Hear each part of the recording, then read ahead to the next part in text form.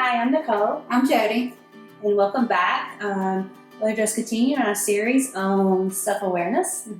And we're talking about two topics today that I think are very important. And the first one being stereotyping, and the second one being, are we looking at ourselves through other people's eyes? So let's go ahead and start off with stereotyping. Jodi, this really hits home for me. Okay.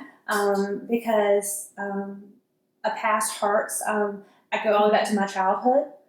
I was raised in a great home, most loving parents, but there's history of different things that have happened in my life.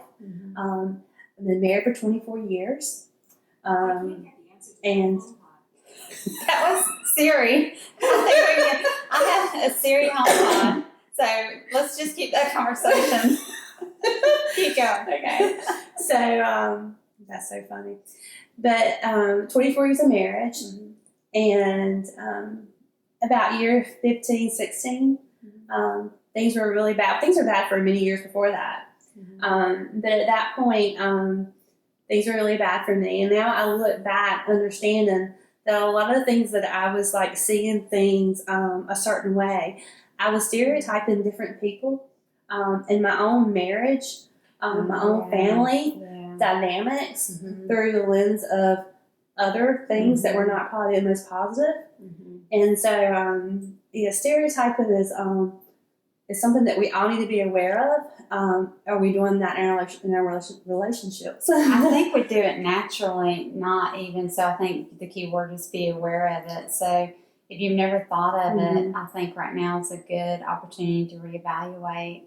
Are you stereotyping, assuming that other families have your background, so to speak? Yeah. You know? I know you made me think, actually, as my boys were growing up, we had house rules, certain ways that we did things and so forth. And when they would go to someone's house and then come back home, I remember a couple times, not always, just a couple times of them coming back and go, wow, things are a little bit different over there. And I'm thankful that we do things the way that we do. Oh, yeah. And so the more you're exposed to other people's livelihood and the way they do things, it helps you become self-aware and evaluate, are you stereotyping, and I think the key is to become more well-rounded. Yeah, too. I believe so too. And the thing I think is probably nice from what you're telling me, and I know as long as you've been a Christian and being married to a pastor and living that kind of lifestyle at home, and myself knowing God the way I know God now, having a real, true relationship daily, every day in His Word. It's nice when before when I was stereotyped people or situations, I would think, oh, this will be just like this. Or even with a certain person, I mean, I even say, even my husband, I think about all the hurts that we had been through, ups and downs, and he would go and show like a characteristic that was maybe something sort of like something in the past, a hurt, and I would want to go ahead and assume that the same thing was going to happen, and that's not a good thing either. You projected the outcome because of what you've experienced in the past. Yes, yeah. But being in God's Word, I'm able to filter, which is a good word to use. We've used a couple of times now. That filter that through God's heart, right? And trust. We know that God's working on all of us all the time when we're seeking Him, and we're being obedient and being repentful of things, and we just see things differently. We do, and I think you said something key is about seeing people through God's heart. Yeah. And so the question might arise, well, how do I know God's heart? And I think the more that we know His Word, we know Him. Yeah. And the more we know Him, the more we know His heart, which we know His characteristics. You can think of as friendships. So you can have a brand new friend that you met, and you know this much about them.